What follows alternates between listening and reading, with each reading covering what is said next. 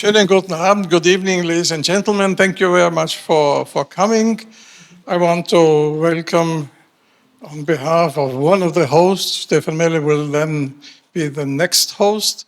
But as it is our premises, thank you very much for coming. In spite of the heat, we have no climatization, but we have it very energy friendly in a very natural way.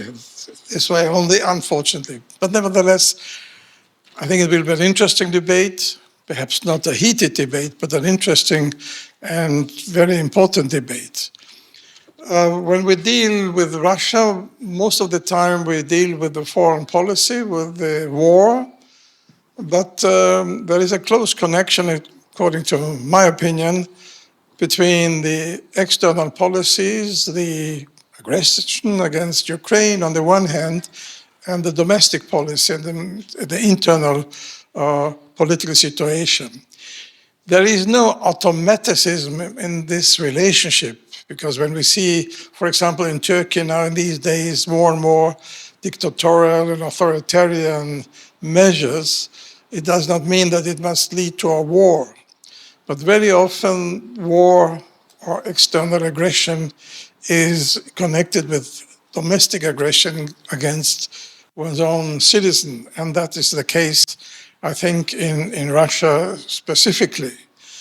Unfortunately, many people, when we speak about the war or the situation in Russia, they complain that we are anti-Russian, which is, of course, a nonsense, but very often it is interpreted in that way. For anybody who was in Russia and has contact to Russian and even friends to Russian people, it's very sad about how the development in Russia went astray and went in the direction as we have to see it today. And therefore, all those who say, look, Putin wants peace, what's the issue? We have to say, how can one imagine that the war stops? And what about the domestic situation? How can Putin survive in a situation without a war? And all these questions, of course, are questions closely connected to the peace, and we are an institute for peace. And therefore, it is really very important to have that kind of discussion tonight, but of course, continue. Marilia will moderate and will present the speakers. I want to thank especially Marilia and all the speakers who came here. And I just want to hand over the microphone to our partner, Stefan. It's up to you now to give your introduction. Thank you.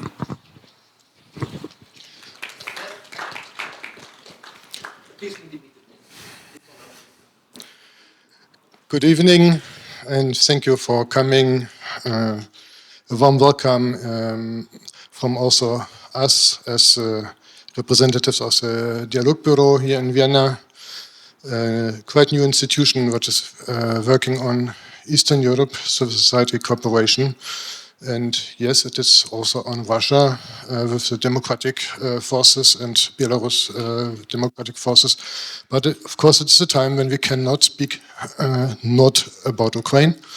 I think that is really an issue that we have to not only remind, but really to do every day. Since all our aims as democracy and human rights, fundamental rights of citizens, and a society that is free of discrimination, what is really sticking to gender equality and sustainability.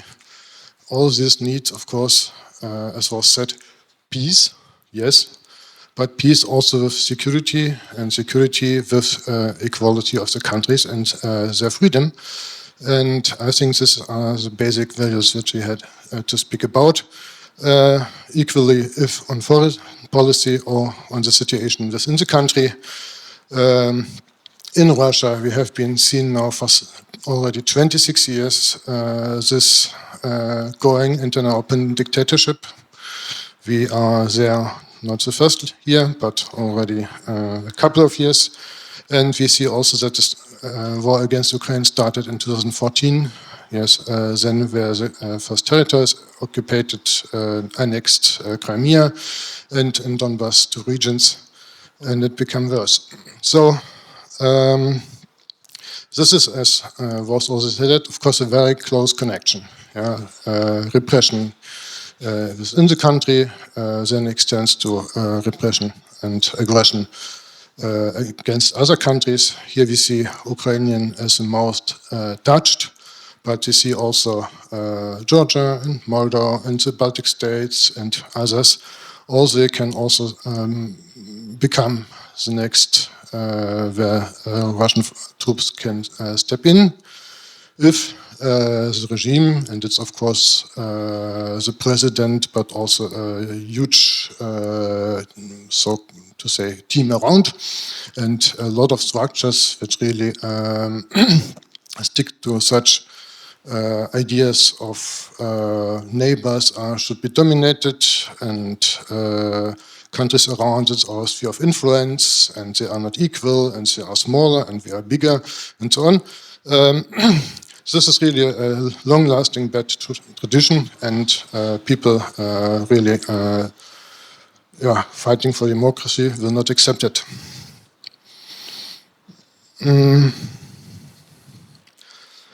This regime is really increasing turning against foreign countries and very different actors there.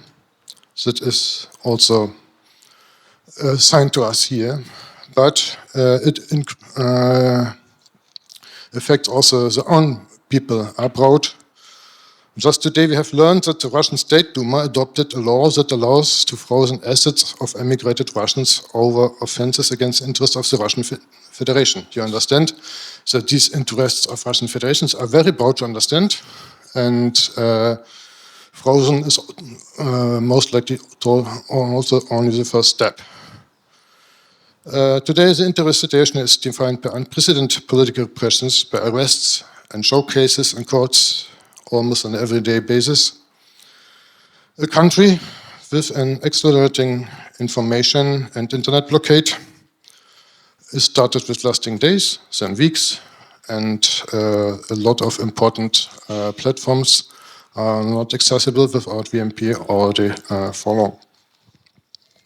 The systemic dismantling of civil society and criminalization of dissent have effectively silenced almost all internal opposition to the conflict, the war against Ukraine. Last week I was in Brussels. There took place a conference on Russian civil society and independent media.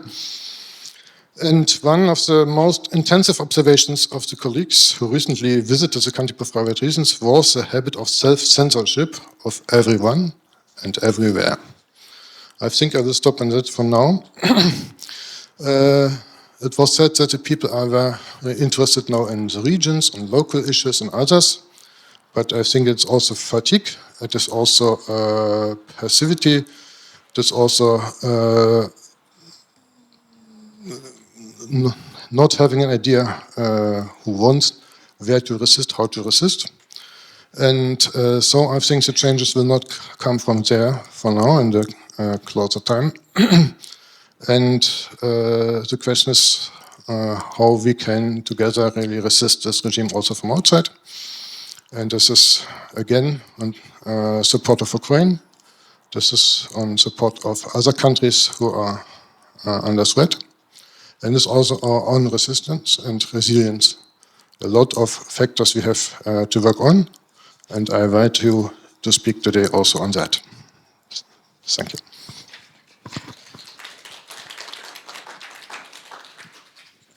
Thank you very much, Stefan. Thank you for this cooperation to you and to DialogBüro. And welcome everyone once again to the International Institute for Peace. I'm Marila Gushcha, a researcher and project manager here at the IIP, and I'm very happy to have you all here, and also I'm very happy to have you, all the panel, with us today to discuss a very interesting topic that my previous speakers already have outlined a bit. Maybe a little bit one more kind of piece of information on the context. Last week at the Cannes Film Festival, one of very famous Russian filmmakers, Andrei Zvягintsev, got one of the highest awards for his film, Minotaur. And this movie actually is discussing exactly what we're going to talk about today. Namely, what is the life in Russia like for ordinary citizens? What choices do they have to make on a daily basis? How has it changed after 2022? And we're going to do exactly that today, and we're going to speak about different kinds of Russians, so to say, maybe the business and political elites, the ordinary citizens, women, people living in big cities, people living in small towns, in Moscow and in regions and so on. And I have a wonderful panel with me here today to do that, and I'm going to introduce them, and then we'll finally get into the discussions, and then of course you will also all have a chance to ask your questions and make some comments if you'd like. All right, I'm going to start with Kirill Rogov. Kirill is a political analyst and founder of Russia, an expert and discussion platform aiming to address key issues of Russian politics, economy, and society. Very glad that you're here, Kirill. Our next speaker will be, yes, a round of applause. Great idea. Angelina Davidova is our next guest, coming all the way from Berlin, and she is a journalist and fellow at the Institute for Global Reconstruction, expert with the Dialogue for Understanding e.V., and has been an observer since 2008 of the UN climate negotiations. So some environmental, ecological aspects will be also discussed here today. Vasily Ostrov is a long-term partner from the Vienna Institute for International Economic Studies, where he's an economist specializing in economic analysis of Russia, if I may, summarize it like this, right? And Nuria Fatikhova, our cooperation partner for this event today, head of Democracy and Gender Program at the Dialogue Office for Civil Society Cooperation. Very welcome. All right, so let's start with you, Kirill.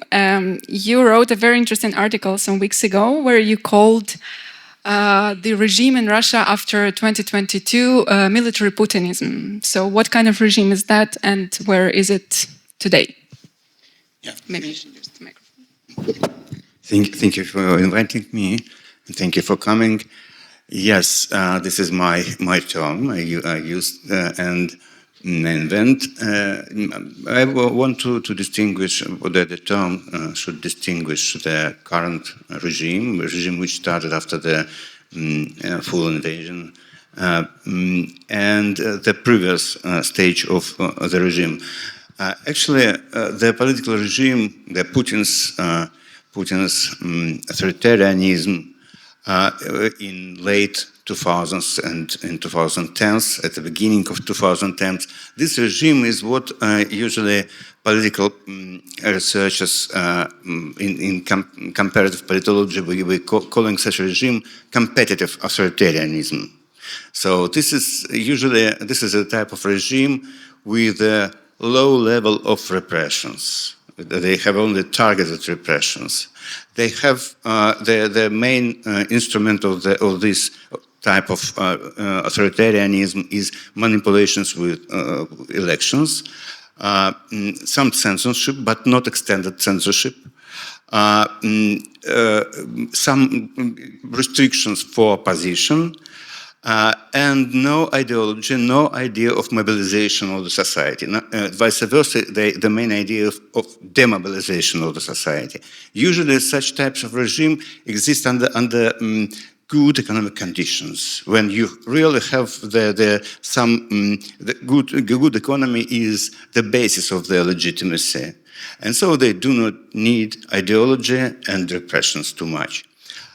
And what we see, to say the truth, at the second part of the 2010s, of the previous decade, we see some transition, some development of the Putinism to more ideological, more repressive type of the regime, It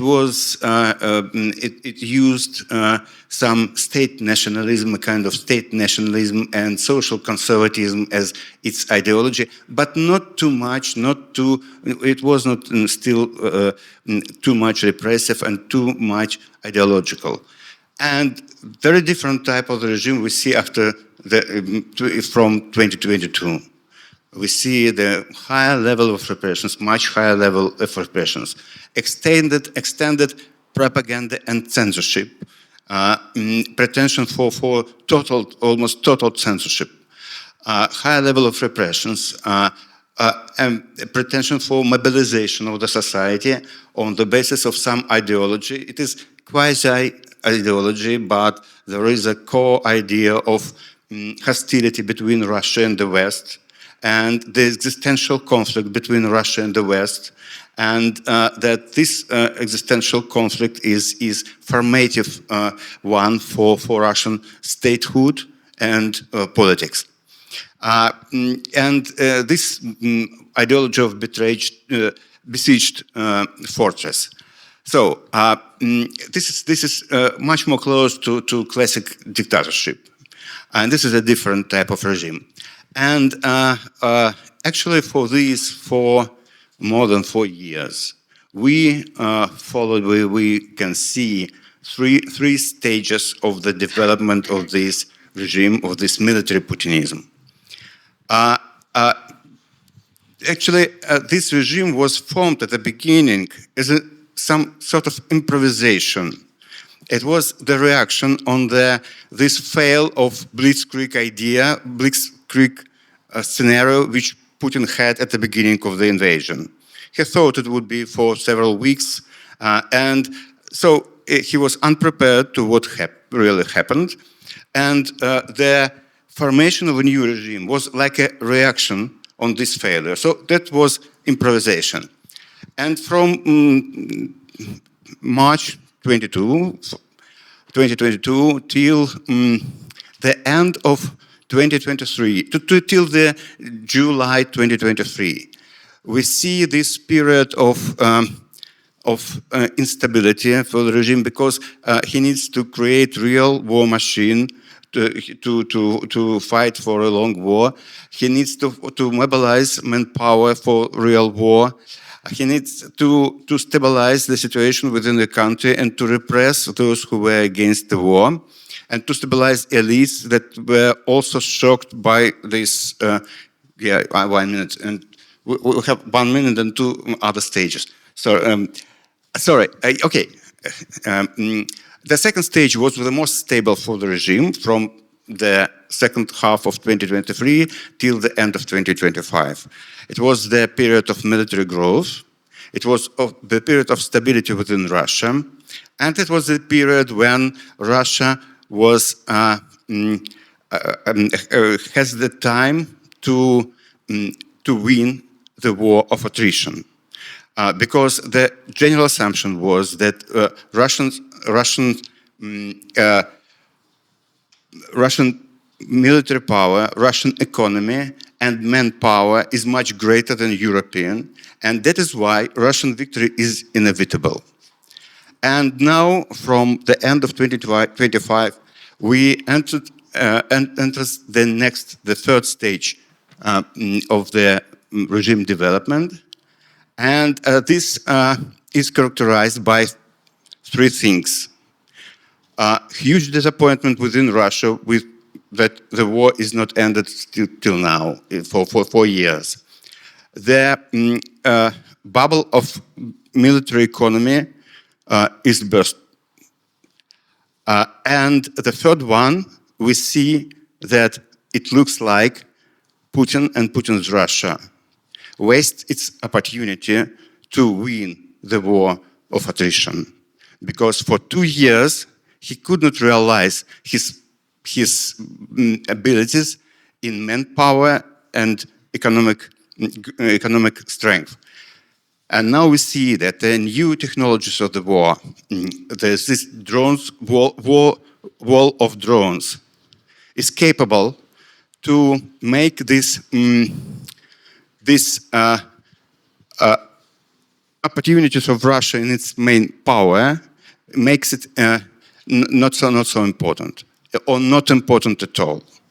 And even if it would be a next mobilization in Russia, next mobilization, and Putin could mobilize about 200,000 people, we'll see that it would not change, basically, the balance of power on the battlefield. And 200,000 Russian people would be killed, but it wouldn't be Putin's victory in the war of attrition. And this is the most challenging thing which we see now on the battlefield, and which would change the political attitudes within Russia. It would change the future of Russia, because for centuries, for decades, Russia existed as this bear, this great power of huge people resources, which could be its main force, which is inevitable in the war.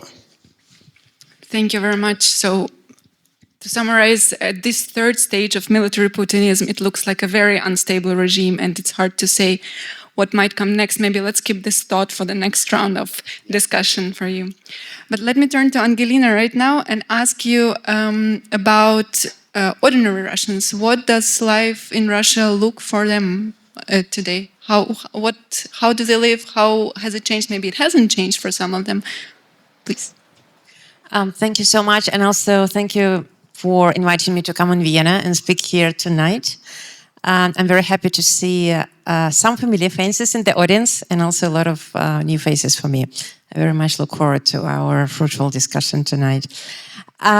Maybe an important personal note. I personally, I left St. Petersburg, Russia in March 2022. I didn't go back since then.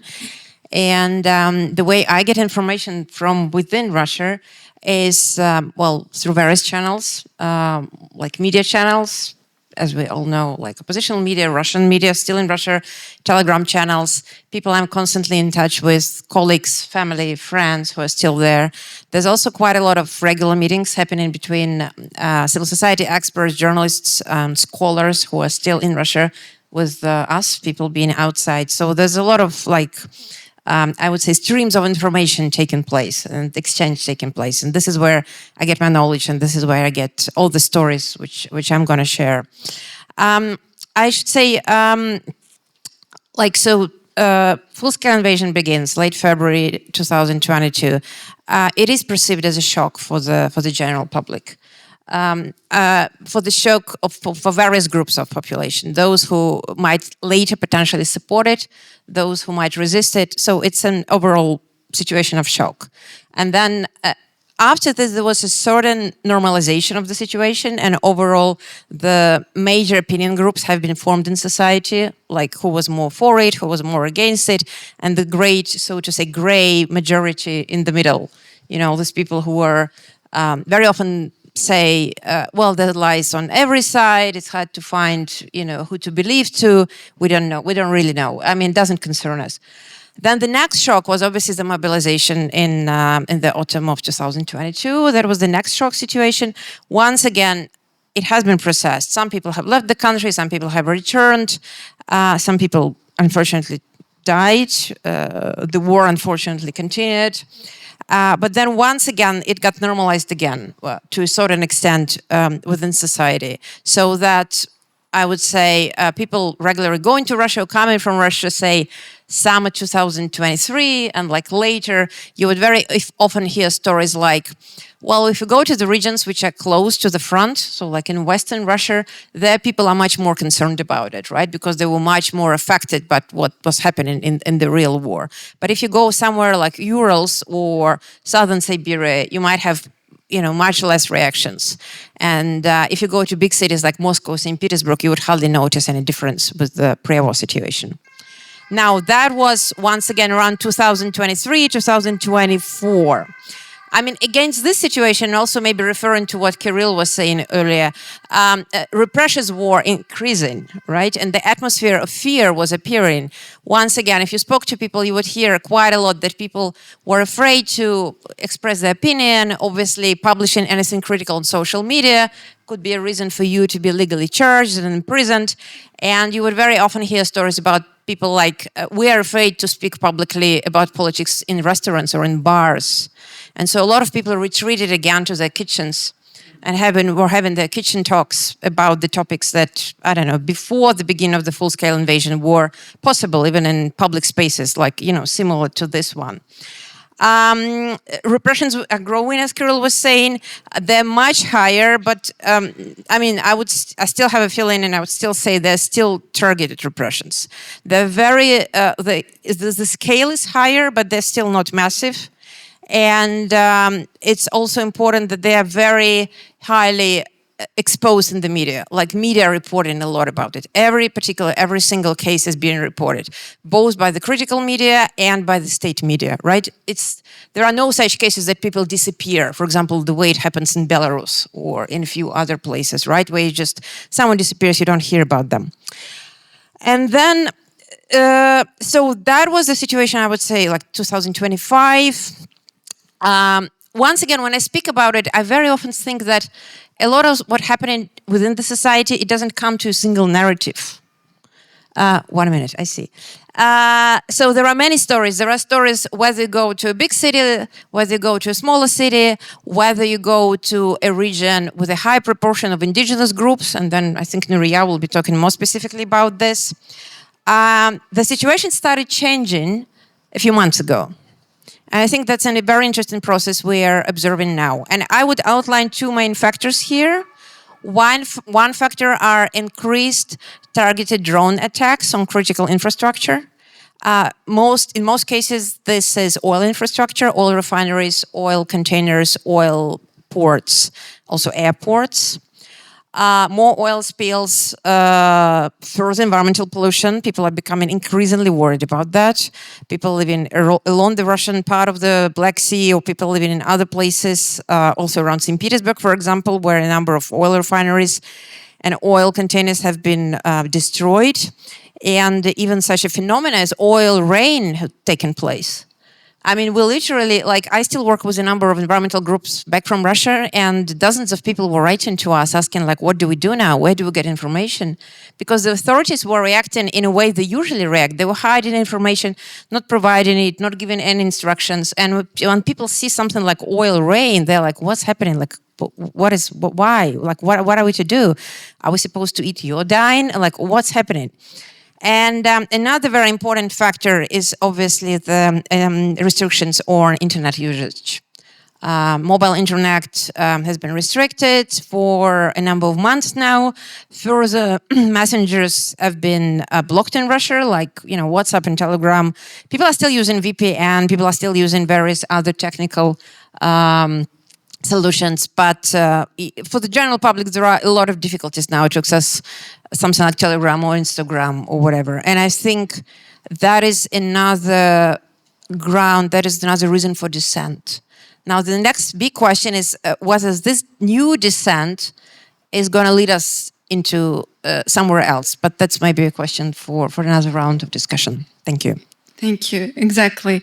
So there is some changes in the recent months. That's what I heard from Kirill and from Angelina. Vasily, how does it look in the economy? Because in the first months, maybe following the full-scale invasion, we heard many reports about how it's going to collapse, but it hasn't happened yet. But apparently also starting from 2026, it's going stagnating or going into a recession. So how do you see that? Yes, I think so. Thank you for inviting me.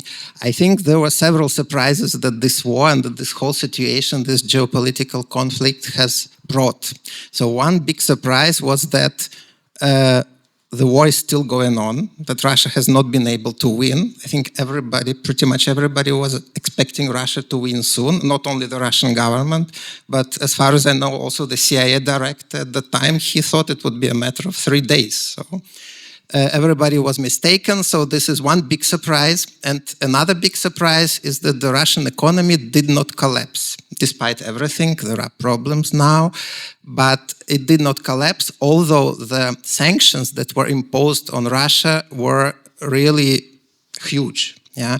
So actually one can say this was the biggest sanction experiment in the world history, maybe one can say, at least since Napoleon. So I read one account by a historian, and he argued that actually the last time that the sanction effort was so comprehensive was in the times of Napoleon in 1806, when Napoleon captured all of Europe, or pretty much all of Europe with some exceptions. And then he imposed sanctions on Britain, because Britain was at that time the big rival of France, of course.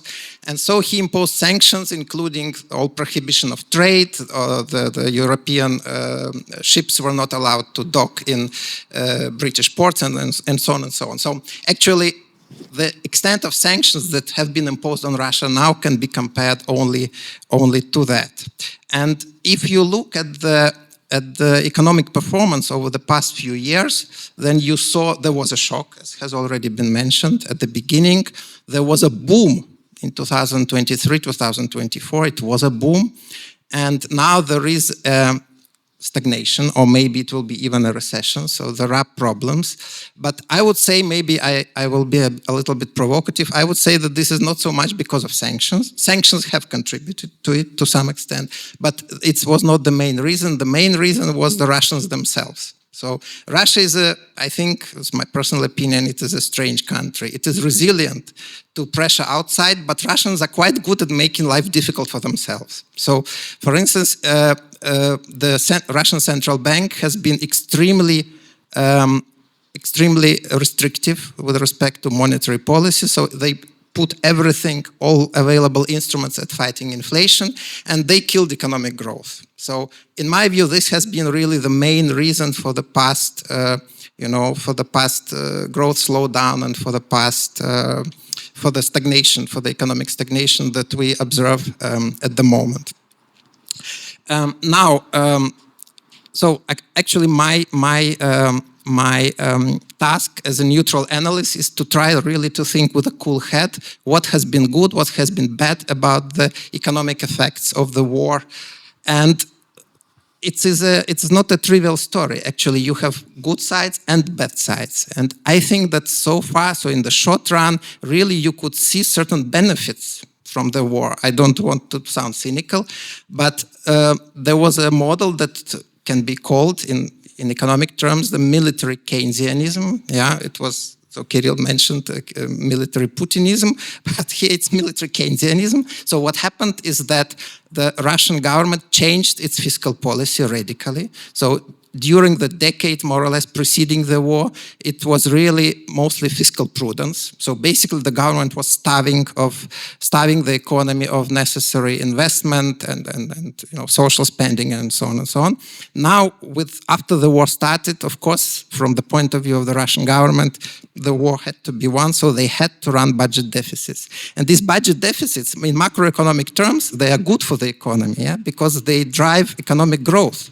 Of course, one can argue it would be better if they invested in healthcare, in education, I don't know, in infrastructure. You would also have positive spillovers for the whole economy, but they didn't. So they started a war, but it had also positive effects on the economic growth. So this was the, so to say, the beneficial part. The negative consequences, I think we will see them in the longer run. So in the short run, you didn't see that so much, but in the longer run, so there are several factors that speak for deterioration in the Russian economic performance. Yeah, I'm finishing. One thing is that, well, the impact of sanctions. I think the real impact of sanctions will be, or the biggest impact of sanctions will be felt in the longer run. It's first of all about trade sanctions. It's about access to new technologies, because the the key sectors of the Russian economy, they need access to Western technologies, I would say, also the energy sector. And the more years pass, so the longer the sanction regime stays in place, the more the impact of these restrictions will be felt. So although Russia has been able to make up for the reduced supply of sanctioned products, and not only sanctions, in general high-tech products and machinery and equipment, it has not been able to substitute for everything. Yeah? And so the impact will accumulate over time. That is one thing. And the second thing is the brain drain. Yeah, not to forget, because we have seen a migration of, especially of well-educated people, so young people from urban areas. This brain drain, it's again, the impact will be felt in the longer run. I don't want to draw maybe too close parallels, but with the Soviet Union, what happened in the Soviet Union after the October Revolution, yeah?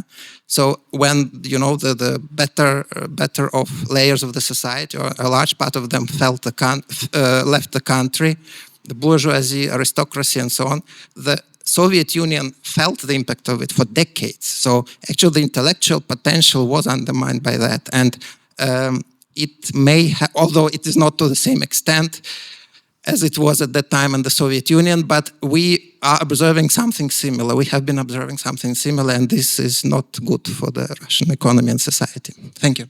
Thank you very much. Maybe in the next round we can go a little bit more into the effects of the war economy on the society. And Nuria, I would like to turn to you right now and ask you the following question. Russia's ethnic minorities have been overrepresented in the death toll of the war. So if we see proportionately to the number of population, there is many more non-Russians who died in the war than Russians. Why is that? What is the cause? How does life look like in Russia's regions, especially those that are not majority Russians? Thank you. Yes, it's one of the most important consequences of the Russian war against the Ukraine is extreme inequality in who bears its human costs. Independent data shows that regions such as Tuva, Buryatia, Altai, but the big regions like, and not just poor regions, rich regions like Tatarstan and Bashkortostan are among the most affected in terms of losses per capita. In some cases, the death rate per 100,000 people is estimated to be 20-30 times higher than in Moscow. There is a concrete example what verificate BBC Russia and Mediazona media. It's about men from Republic Tuva. In Tuva, so it's around 120 deaths happened per 10,000 men, and if we compare to Moscow, it's like just 3% per 10,000 in men, mostly men. And it's maybe important to know Tuva, it's a very small region in the east part of Russia, and Tuva makes up less than 1% of Russia's populations, but its share of casualties is multiplied times higher than demographic weight. It's people from Tuva regions, it's like, if we look on all population of Russia, it's more like 1%. This case already show us a lot. And good question, why it's happened. And I think this pattern is not accidental. It reflects structural inequality in Russia, like very centralized country, not federalized. We should say now, and I think it's results of first economic dependency. So because a lot of Russian regions is really poor, and it's results of this centralizations and. In these regions, military service is one of the few stable sources of income now. it's not just the bad police coming and take all men from cities and villages. This happened too, but sometimes men going to the war. Why? Because it's just one stable income for the family. Second reasons, mobilizations and contract recruitment have disproportionately target regions. Why? It's maybe other part of our discussion. And maybe third reasons, it's in Moscow, I mean, the regime really not care about regions. So maybe Vasily can, it's like economical data shows more why it's the case. And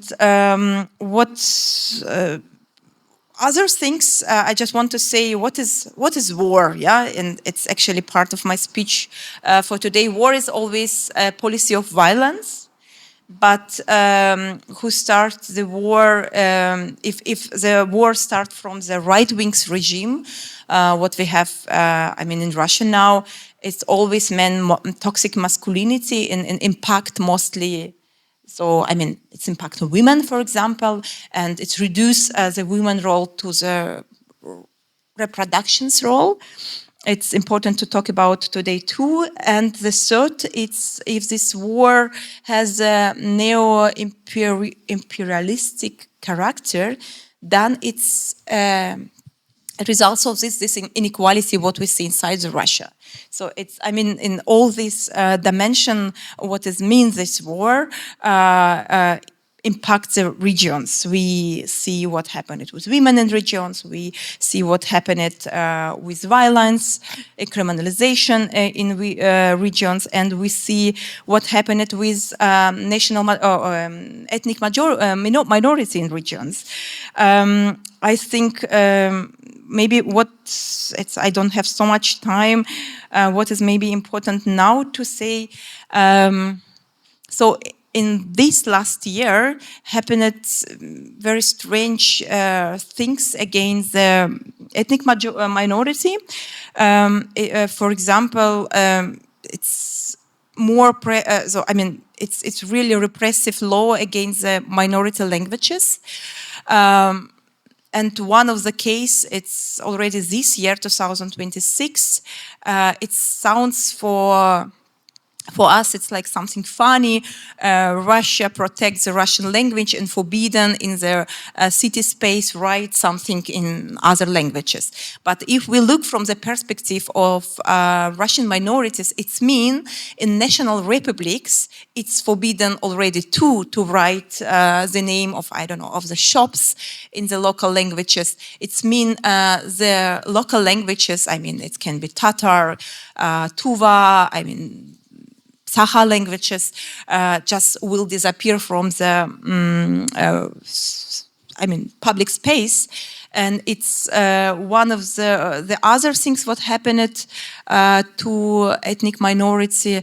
It's really pressure, cultural and pressure. Not just they will send more to the war, but it's going repressive law against the culture of this of Russian indigenous people.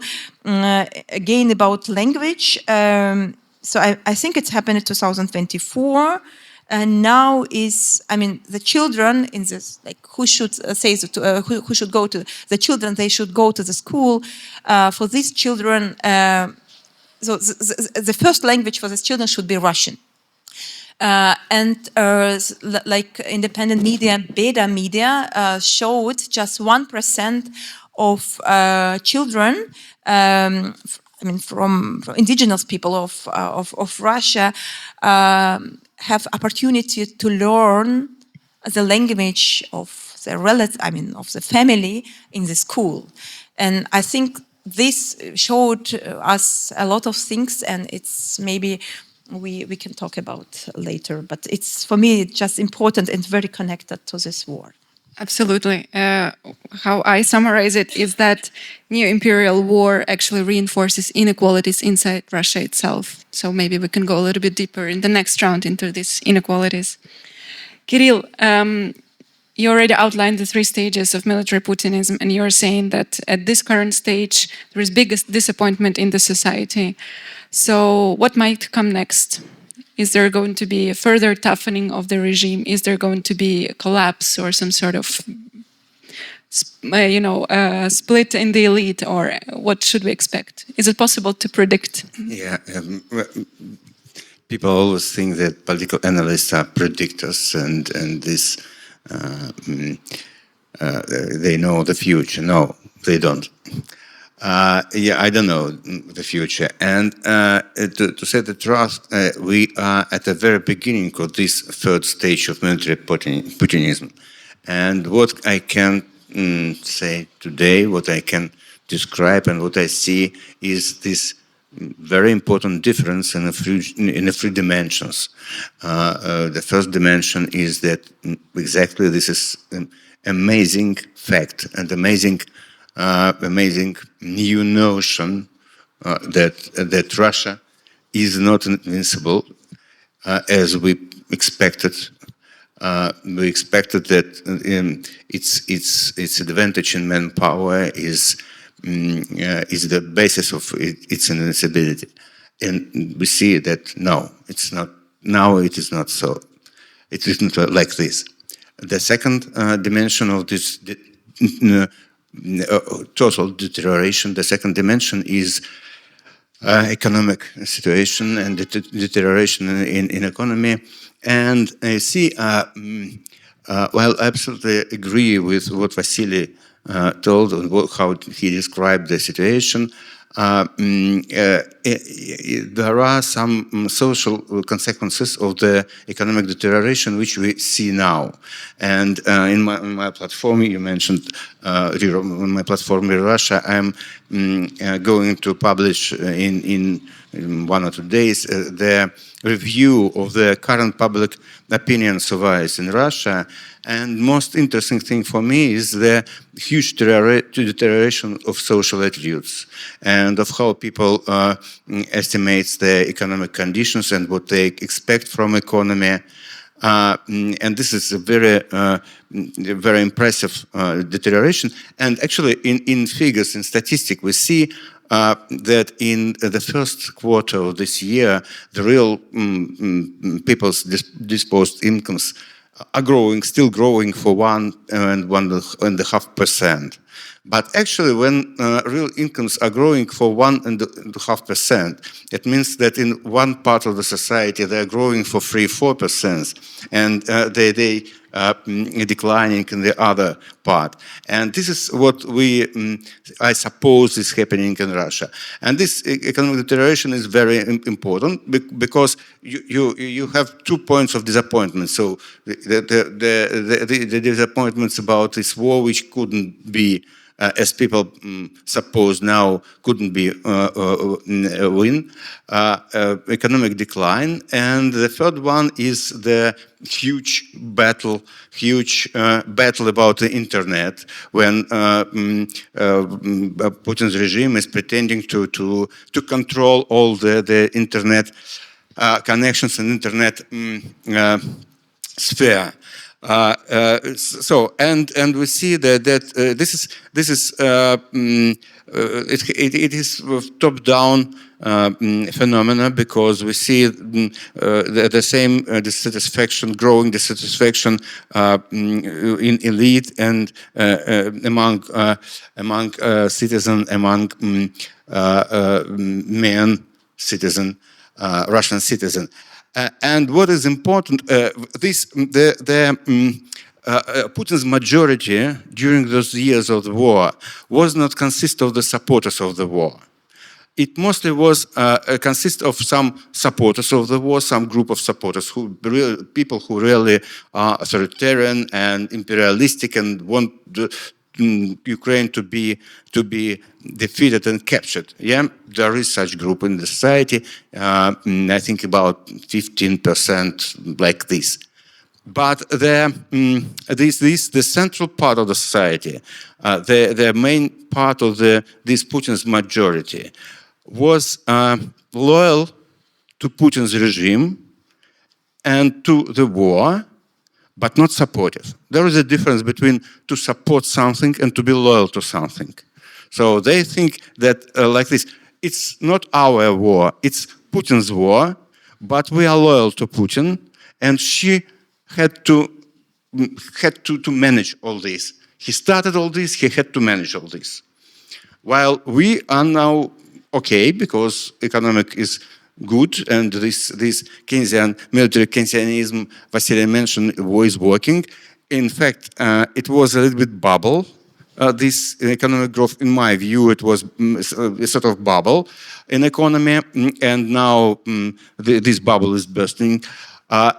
But that's okay. And now those people who were loyal to the war, they are losing their loyalty to the war because really their life is worsening, the economy is worsening, there is no perspective, and expectations are not proved that they had. And this is a very important thing when those who were loyal became unloyal. So, for example, for people, it's not so convincing when we really who are in opposition to Putin and always criticize Putin, when we are speaking, it's not very convincing for those people who were loyal to Putin. But for them, is very important and convincing when somebody from them, from those who were loyal, now are betraying Putin. So they are turning to opposite view and turning to opposite views and demonstrate their disloyalties. This is very challenging, and I cannot predict what exactly happens. But we should I can fix that and say that we are now at the beginning part of the new stage, and we'll see its development. And this is more tricky, more dramatic for Putin, and more interesting for us. Okay, so remains to be seen. Vasily, if the war suddenly stops tomorrow, what happens to Russia's economy? It's so much tied now to, production of weapons, supplying the military, and so on. Will it collapse? Will it continue? What might happen? Again, economists, they always say on the one hand, on the other hand, in the short run, in the long run. So in the short run, it will be a shock. Yeah, it will be a shock because there are, of course, economic sectors that depend on the war. Obviously, production of weapons, ammunition, also related sectors.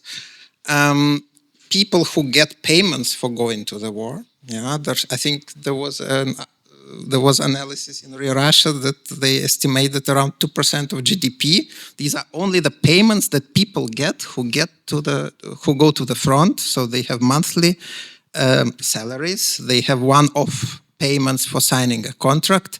There are big compensations for, if you are seriously injured or if you die in combat, then your family gets high compensations. This is a lot of money. Yeah, this is a lot of money. So if the war stops, this money will be over. Yeah, for these people. So I think this will be a shock. But it will be a shock. I think it will be a relatively, short-lived shock. In the longer run, if peace will be good for the Russian economy. And actually, this is also what the economic agents think. So if you look, for instance, at how the Russian stock exchange has reacted over the past 1.5 years or so, since Trump came to power in the States, and there were these rapprochement, signs from time to time between Russia and Trump. So at times it looked like there might be some possibility of a ceasefire agreement, meaning that maybe at least some of the US sanctions would be eased. There would be some cooperation, more cooperation, at least with the US, economic cooperation. The Russian stock exchange immediately boomed. Yeah. Once there was a disappointment, there were many disappointment phases when it was becoming clear that nothing will come out of it. The stock exchange fell. So actually, it's also this perception is also is also shared by the Russian businesses. Yeah, so in the longer run, well, I already mentioned. Yeah, of course, the sanctions are not good for the Russian economy, especially these trade sanctions. I think they are really problematic in the longer run because they deprive the economy of the access to technologies. And of course, in the longer run, it's about the allocation of productive resources. Where do you allocate, do you allocate productive resources into war-related sectors or into, health, education, infrastructure, and so on and so on. So in the end, it is also about that. So in the longer run, yes, the answer is yes, it will be good for the economy. That's good news. Let's hope they will come soon. Angelina, you said that despite all the repressions and the amount of information that we have about them, they're still not massive or not at the scale that it could maybe be. So my question is there any space for Russians to still show some discontent with the government or with the war? Is there any space for civil action inside the country?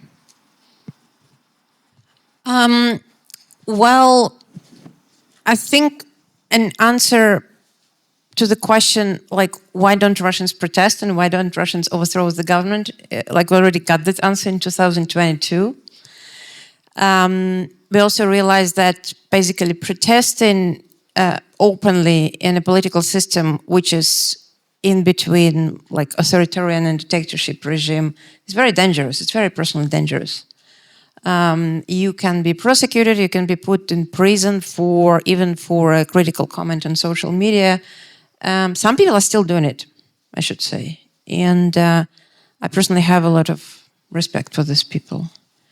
But I think for many other people, they just realized it's not what I will do. I don't want to risk my life, I don't want to risk my freedom. And so in a way, you see very little open anti-war activism within Russia now. From time to time, there's this artistic action, artistic statement, sometimes in a form that is not very clear from the very beginning, sometimes in an anonymous form. So sometimes that is still present. But overall, most of like very loud anti-war statement, you usually get it from the people who are outside of Russia now. And political activists, oppositional leaders, people from media, people from civil society, you would get more of it from them.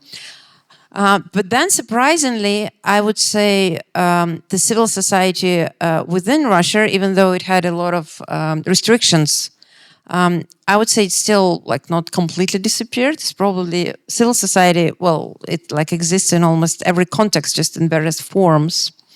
And the form it is in Russia now, that it's functioning around the topics which are considered to be less political, and where a certain degree of discontent and a certain degree of protest is more or less allowed and tolerated.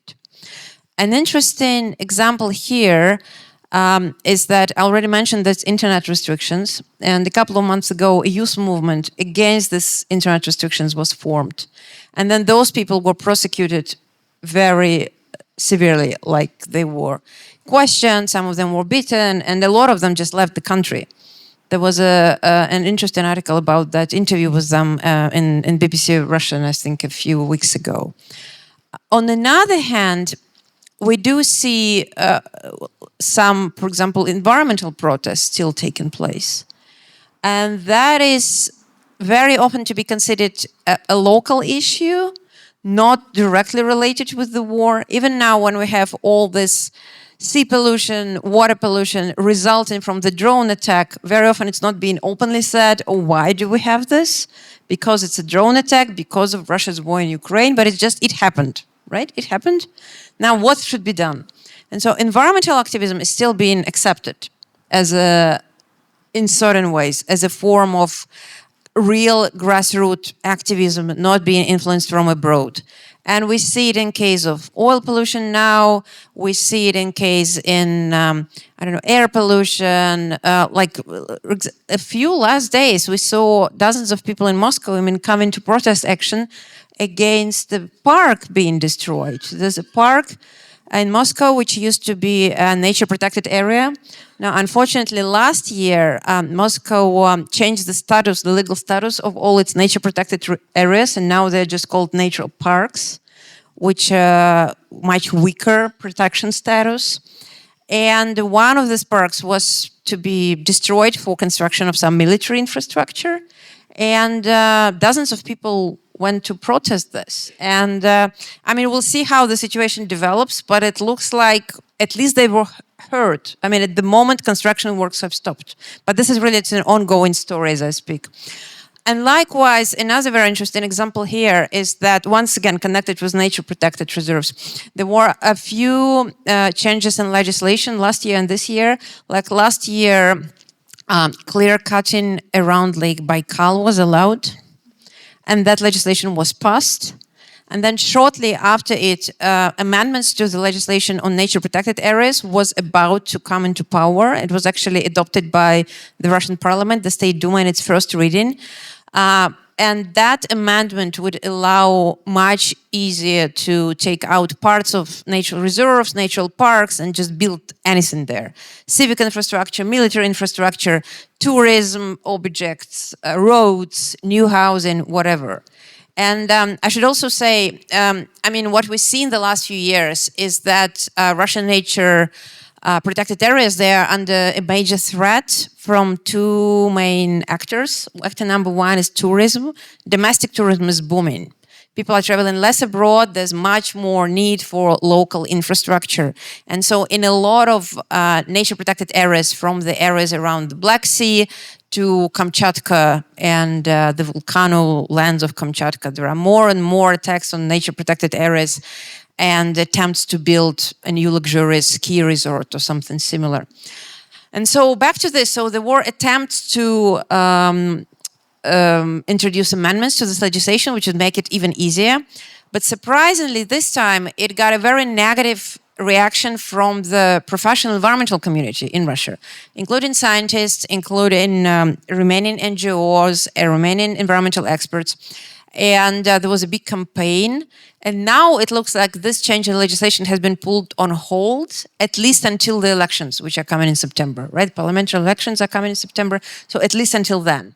And so that's another very interesting, I think, sign. I speak so much about environmental sector because I work on it. I'm sure colleagues will bring up a few further examples from the other sectors. But that is also to show that, you know, some kind of, I would even say, political action, political play is still possible, even within the current repressive conditions. Very interesting for me, because as far as I remember, maybe about 10 years ago, so environment and environmental activism was considered one of the most political topics in Russia, along with human rights. But now apparently it seems to be the least political one. Nuria, one question to you. You already mentioned that the war affected not only men who actually go to fight, but also the women who stay at home and then take over maybe the roles that the men previously maybe fulfilled. And as far as I know, there has also been some changes to the legislation on women. Can you maybe, and also as far as I remember, you did research on that. So can you maybe very broadly describe what has changed for women in Russia? Thank you, but can I first continue something about protest in Russia? So if we think about protest in the past, it was protest in Russia in the past against regime. It was mostly consolidated in Moscow or Petersburg. And if we see protest, what happened during the war in Russia, it's just to the first my first speech. Everything happened in regions, and we have two big protests. It's like very dramatical results of this. But first is 2024 environment protest in Republic Bashkortostan. The name is Baymak case. People became around from 6 to 12 years prisons, but it was very big protest. And the second big protest is the last year, end of the summer in Republic Altai. It's a protest against centralizations, against the new municipal reform. It's very interesting that just it's like showed just still now, people in regions are ready for protest and mobilize really thousands of people. And what very interesting in this protest, the important role is play women. But in the same time, so okay, back to your question, what we see right now in Russia, and our studies just ongoing. We don't have results, but our team thinking a lot about women in Russia during the Russia aggression against Ukraine. What we see now, first, it's erosion. I don't know how to pronounce it in English. Erosion of women's rights. I mean, in neo-imperial war context, legal protections for women often is weaker, like they say in the praxis. And how I already mentioned, the role of the women in Russia right now reduced to the reproductive role. What we see, it's really on the level of law. So, I mean, right for abortion in many regions is already forbidden. There is a criminal consequence for the doctors or clinics. They continue to practice abortion. In many regions, women doesn't have access anymore to medical contraceptions or these emergency tablets. Women they are here maybe will understand what is it, and it's in the same time what we see some Russian, I mean not some, I mean there is just wait what just wait. Russian governors, there is an evaluations system for Russian governors. One of the important point of this evaluation is demographic indicators such as birth rates. It means if some of the Russian governor has a or in his area, it will be not enough children will be born, then he can lose the position. I mean, it's important to mention what else. It's I mean, many soldiers coming back to the war, and you know, many soldiers from the war was already before people. I mean, criminal people. They just became on this way. They are like free from the prisons, and the important Russian media with a gender focus, strong gender focus, Verstka media already made. Investigations and say that there is a more like 400 cases right now in Russia, the criminal cases, and what this means is the soldiers coming back and I mean started to be violent and mostly against women, and these actions mostly end with the death of women.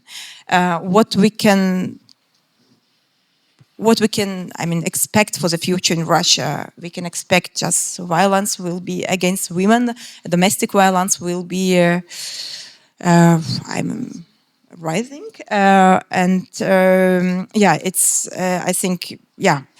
And at the same time, what is very important to observe, we know that in Russia, the education system or medical system is mostly women. I mean, 90% of all teachers in Russia are women.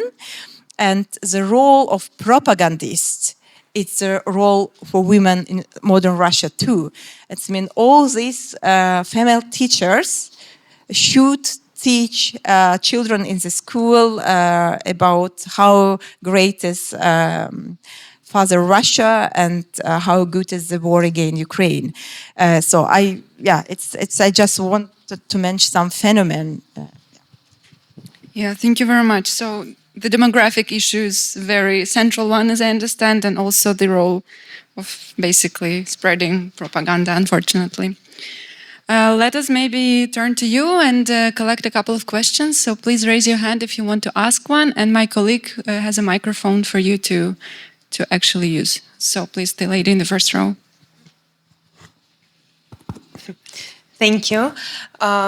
Thank you very much, dear panelists, for this discussion. My name is Veronica Nichaeva. I'm a master graduate from Diplomatic Academy. And my question is, if I may, to address to Mr. Astrov. I recently saw that you commented on the China-Russia economic links, especially before Putin's visit to China. And if you could maybe just shed a bit of more light in terms of the how it is looking right now, and because I think you mentioned that the bilateral trade is very asymmetrical, but it doesn't apply to the financial foundations in Russia. So maybe if you could a bit extend on it today as well, that would be great. Thank you. Thank you. Are there any other questions? Yes. That's an easy one, maybe. First of all, I would like to add up on the demographics. I think there is just 1 million newborns in Russia this year, which is the lowest number from the 90s. And another perspective from the 90s is also, I would say, quite a revival of the Communist Party in the recent months. Maybe you followed the speech of Zyuganov, which was quite viral for the circumstances as much as it can be in the Russian society. And again, there was quite an interesting thing. I would like any of you who would like to comment on that. First time after the 10th of May of this year, after Putin, after the parade, mentioned that there is a possibility of ending the SVO, how he calls it, there was a communist Duma deputat who mentioned that due to economic reasons, it has to be ended. And it's quite a change in the narrative of some of the parties, which some would call fake opposition in some ways, because I mean, on the one side they are preparing for the Duma elections, it's obvious, but on the other side, the last time when we saw such a rise was in the 90s, where the society was quite in a cycle of many changes, where the communists were on such a stances where some people in the society would say, yep. There is economic reasons. There is things why it may have some alternative options than the SVO. Thank you. Thank you. And maybe you can pass the microphone to the lady next to you. Sam, in the first row. Thank you very much. Actually, it's a follow-up question to my colleague here, because I was wondering, you mentioned specifically that the long-term effects of the sanctions will be, for example, concerning technology, and that Russia will be cut off from technology. But I was wondering that, or to me it seems that it's mostly cut off from Western technology, but not, as was mentioned, Chinese technology, for example. And China is, well, accelerating a lot in the technological domain. So I was wondering what your prognosis is on that. Thank you. Thank you. And Miriana in the second row behind you. Thank you. I would like to ask a few questions. One is, what Angelina and Kirill and Vasily, the relationship between diaspora and people who stayed in Russia, what is the relationship? Do they have a common language? I understand that there is a bigger and a bigger gap. And I originally come from Belgrade. There are 200,000 Russians in Belgrade, and they have a totally parallel world and society, and they're very well off. There is even an expression, Russian prices, because everything Russians organize is 100% more expensive than locally. And Angelina, you live in Berlin. I understand there is a parallel life in Berlin as well. So how do all these messages in the diaspora, who do they reach in Russia? That is one question. And the second one is to Kirill, when you spoke about loyalists, which level are we talking about? Thank you. Thank you very much. Loyalists. You spoke of the loyalists who are starting to protest. Which level are we talking about? Thank you.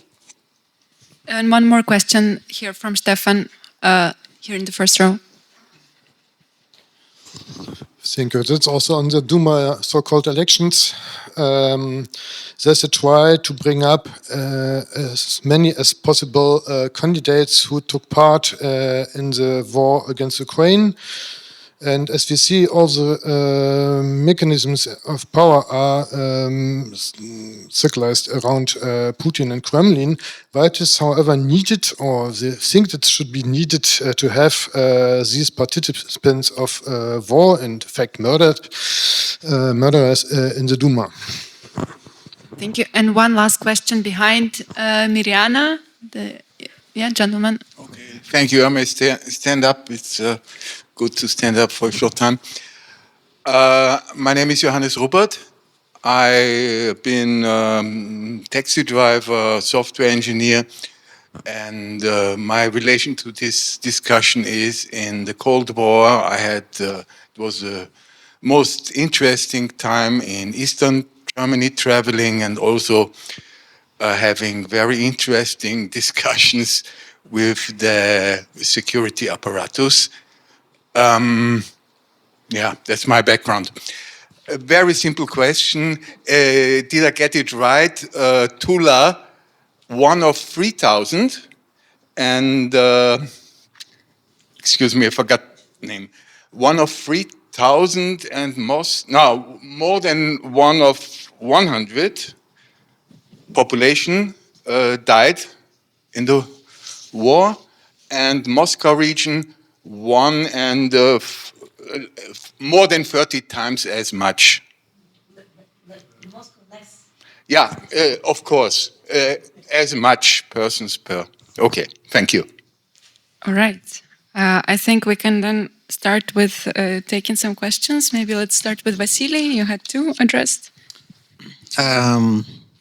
So China, China, of course, the China's support has been crucial for Russia. Yeah, so I think, but this is a well-known fact. So basically, because one well-known fact is that China has been able to fill the niches, or at least some of the niches that were left behind by the withdrawal of foreign firms. So on the one hand, China is exporting more own products to Russia now because they have less competition from European goods and Japanese goods and US goods. And another thing is that China is an important channel for re-exports of Western goods. Yeah? China and Hong Kong, and especially for the military inputs. Yeah? I think there were some estimates that 80 to 90% of all inputs which are required for the Russian military production, they go via China and Hong Kong. Yeah? So, if you just look at the pure numbers, I think China accounts for around 1/3 of Russian foreign trade turnover. You mentioned that this is an asymmetrical relation. It is, of course. Of course, it is partly due to the fact that China is simply a much bigger economy. Yeah. China is, 6 times bigger than Russia in terms of population, or even more, 7 times bigger, and has a comparable level of per capita GDP. So, of course, it's a much bigger economy. So, for Russia, China is trade partner number 1. Yeah? For China, I have now the figures for 24 in my head.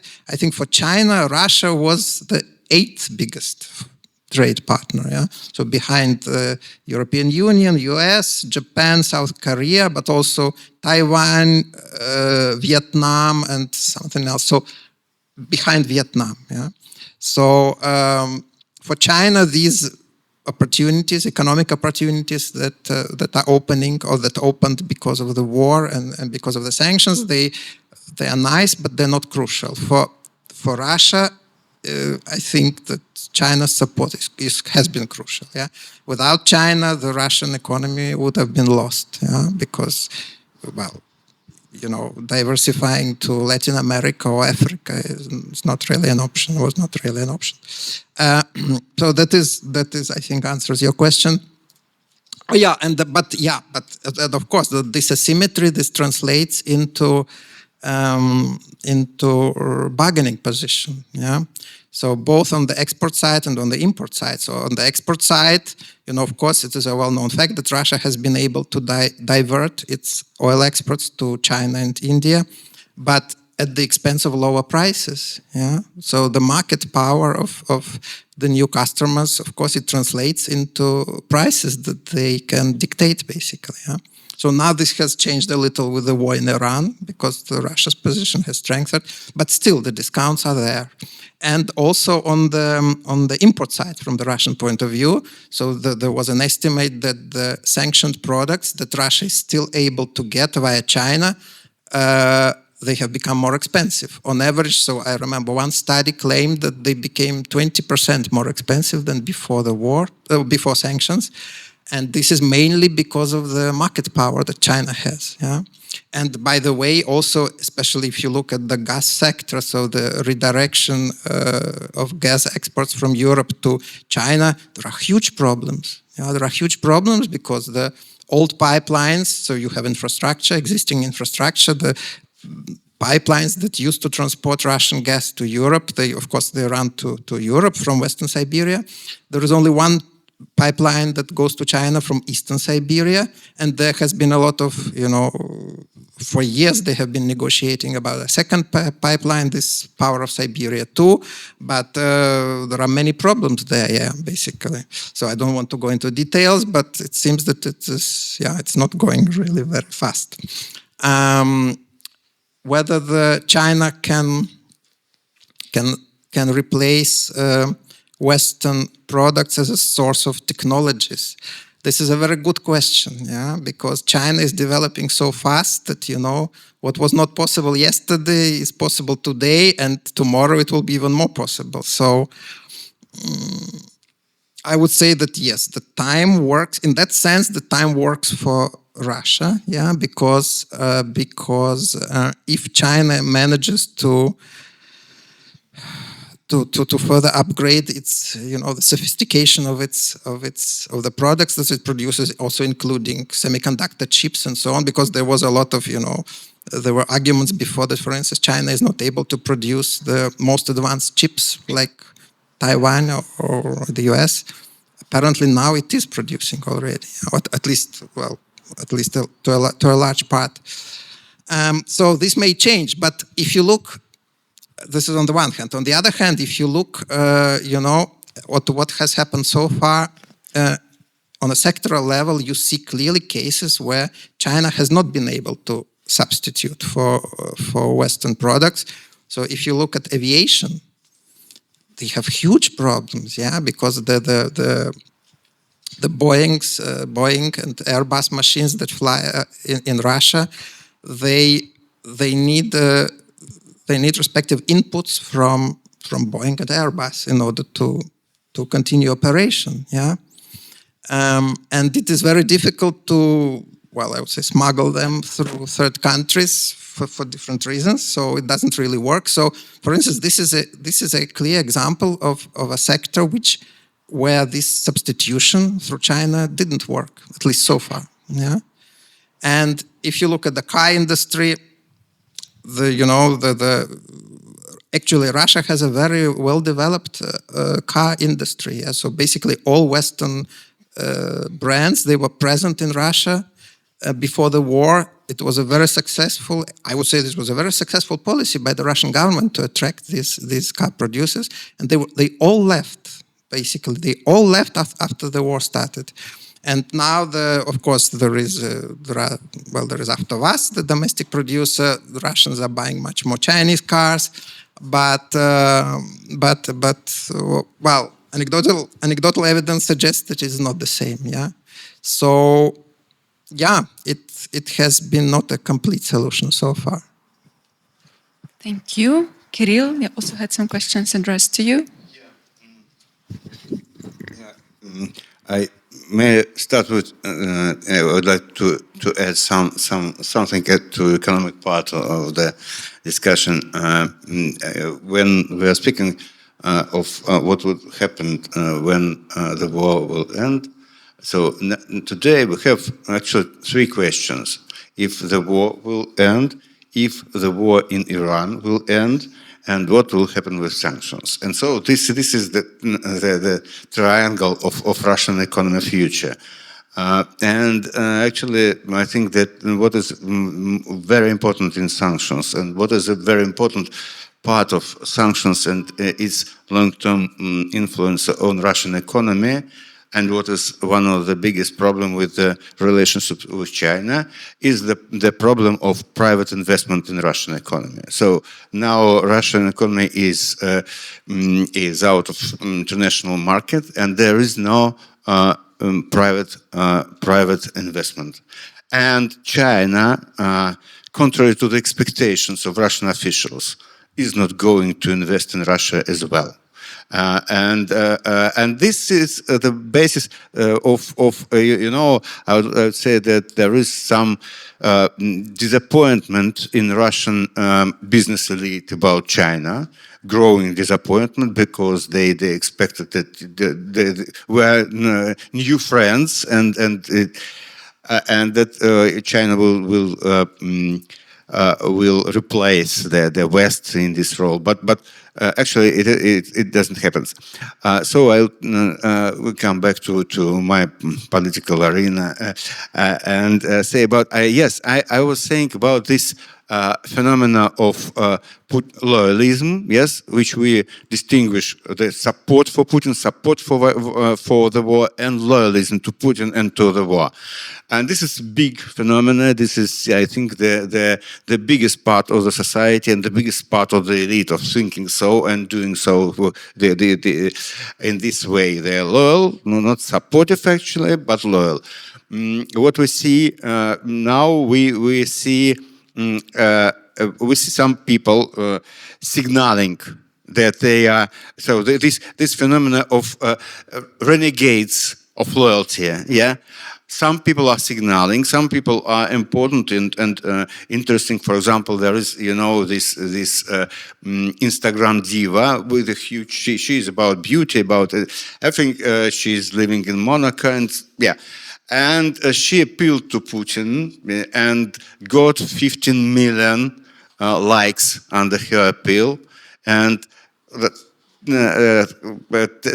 about 25,000 of comments and so on.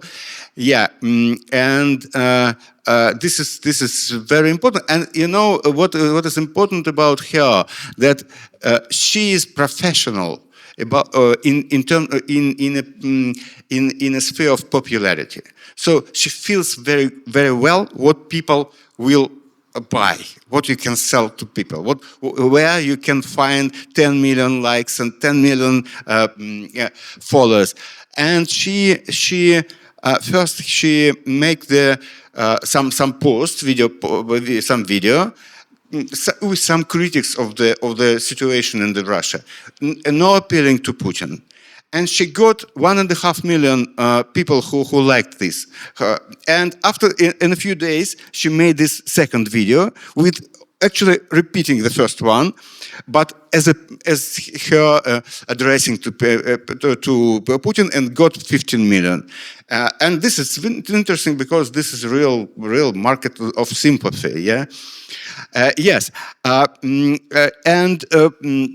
This is what we see. And we hear from elites, we hear, I hear even in Peskov's commentaries, the Putin's press secretary, I hear even in his comments when he means that maybe there is something wrong into this politics to internet, yeah, and this is today it's common feeling of some disappointment, of some hesitations that Putin is not so lucky as he was before. What is happening, what will in the future? It's like a common feeling in some, yeah. Yeah, that's all I think. There were also two questions about the Duma elections in September. So if you can comment a little bit on this Communist Party, discontent with the war, and then the other one was the former participants of the war, if they should be represented in the parliament. Yeah, yes, it could be. It could be some protest voting. I suppose could be. I don't know now how it can be organized. So now these elections. It will be electronic elections for about 40% of people. So that they will be by the internet. Yes, online voting. And you can falsify whatever you want there. I don't know. So I'll be prepared to answer this question better in a month or two. Yes, but what about this new people's idea of new elites? So people, actually, Putin is interested to include, to launch into elite people who were participating in war, because his main fear and his main idea is to be sure that the war wouldn't be reestimated. Yes, and so he needs those people in the elite. But not all people who were at war are supportive for Putin and for the war. The paradox is. And this is the first paradox. And the second one is that those elites that were not in the war, they do not like those who were there. And this is a very important point of pressure and tension within elites and within society, because people who are coming back from the war in a view of the society, as was mentioned, they are seen like criminals. And they are seen mostly like, not like heroes, but people who did this for money. And very, very complicated attitude, and their privileges, they became the point of anger and the issue of anger and dislike in the society. So everything is very tense and interesting. Thank you. Angelina, what about the Russian diaspora abroad? Right. Thank you, Mariana, for this question. I would start by saying that Russian diaspora is not something unified. There's no single Russian diaspora. We don't have the exact numbers. I think in late 2022, there were numbers from 700,000 to 1.5 million. Some people came back. Some people keep going back and forth. So we don't know what we consider them to be, like especially the ones living in Serbia, for example, right? I personally know at least 10 people living in Belgrade who keep going back to forth to Moscow and St. Petersburg. And once again, not knowing the exact numbers, we don't get the full picture. And also living in our own bubble, we're obviously also somewhat, have one point of view. But I'm almost inclined to say that the majority of people who left Russia, since 2022, they might even be less political than we think. There are a lot of small and medium-sized business people. There are a lot of people who work online and just find it more difficult to work online now. With this new wave of internet restrictions, and I think people like that Instagram diva Victoria Buona was talking about, it's becoming more and more difficult to do online business in Russia, from small Instagram businesses to whatever, IT businesses. And interested in the last few months, there's new wave of people being interested in living in Russia. Now, not so hastily, maybe as in 2022, and not so much for political reasons, but maybe for business reasons. Where is that I can go now? I think many of them wanted to go to Belarus. Actually, yes, some of them are going to Belarus. Some of them are buying properties in Belarus, getting Belarus SIM cards, registering their companies in Belarus. Yeah, it's real freedom there. Yeah. And people are going to Vietnam and Thailand and Argentina and many other countries, and especially the ones who who don't need a job there, who can work independently and are just interested in establishing new life elsewhere.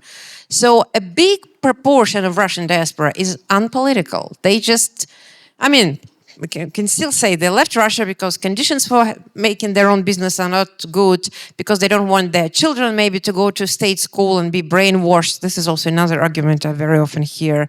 They don't want to get into army. They don't want their children to go into army. I mean, it's still like, but then they don't remain politically active. And they are just organizing the new life elsewhere. Some of them keep going back and forth because a lot of them still have businesses in Russia and still earn money in Russia, but live elsewhere. This is also another very big group. Once again, we don't have figures. And then there's this smaller proportion of these people who are active, who are cited by the media, who speak at panels like this, but who are very vocal, and you hear a lot about them. And those are journalists, analysts, scholars, civil society activists, prosecuted people who are seriously prosecuted. They're the ones who mostly remain politically active.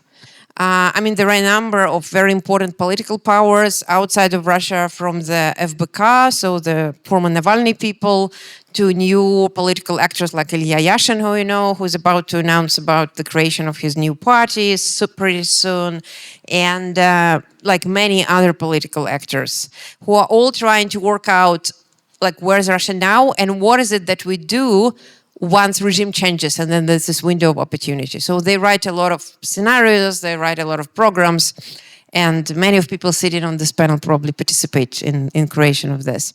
And also some of them are trying to work with the Russian diaspora, like Russians, not in Russia, right? Russians in other country.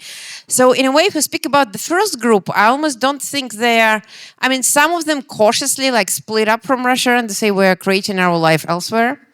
But a lot of them don't have this split because they keep traveling back and forth, as the case with most people in Belgrade, if I understand it correctly.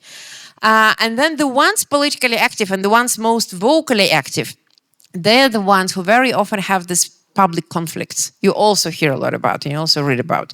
You know, there's this conflict, one side thinks that, another side thinks that. Even the story which you mentioned, the Zvyagintsev's speech at Cannes, right? You know, there's a huge debate going on. Debate is a very mild word here, I would say. There's a huge debate going on in the Russian online sphere about, did he say it right? Did he say it wrong? Should he have said it differently? There is a lot of conflicts. And there are likewise, there are a lot of public conflicts, like people still in Russia, people outside of Russia. You don't understand us, you don't understand us, you don't understand our troubles. But then, this is all within the public debate, I would say. But then, I mean, once again, I can speak from what I know. Say, in the sector I'm involved in, there's a lot of unpublic work, which is about supporting each other, working together, doing studies, supporting the groups in Russia with the way possible, organizing international events. But it's, once again, the question is here, what is public, what is not public? So very often, the thing we get is that Russian position is split, diaspora is split, very little contact to Russia, a lot of conflicts. But I think the picture is more diverse, and probably I just tried to describe it with the words I have, and maybe the others would like to add something to it. Thank you. Nuria, if you would like to add something to that and maybe clarify the numbers that you were asked about. Yeah, thank you for the questions. I will try to clarify the numbers. I'm using research from Mediazona. I can show you later if you want. So exactly, it's really complicated to understand, and I try to make it easy.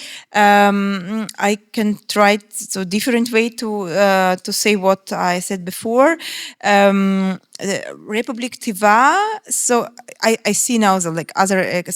So per 100,000 residents, there is 476 deaths.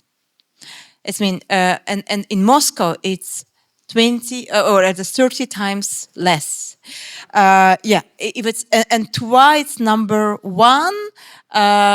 so losing people, I mean, residents of Republic. Second place is Buryatia, third place Zabaikalsky Krai, and the fourth place Altai Republic. But the mostly that's what we have. So it's from Republic Bashkortostan and Tatarstan. It's mean so not this proportion to residents of Republic, but how many people died. And number one is Bashkortostan. And what's interesting, so 55% of the people they die in the war from Bashkortostan are from the villages, and it's like other case to think about why. And so, yeah, thank you. Yeah, thank you. They mobilized, but we should say many people going like voluntary because they don't have money. So again, I repeat, it showed how unproportional is economically situation in the country.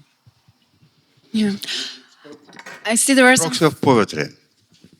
There are some further questions, but unfortunately we ran out of time, but not out of wine, which we're going to serve after this event. So please, you can stay with us a bit longer. I think our panelists are also going to stay a little bit longer, so you can talk to them tete-a-tete. And thank you very much for coming here. Thank you very much for your inputs. I really enjoyed this discussion.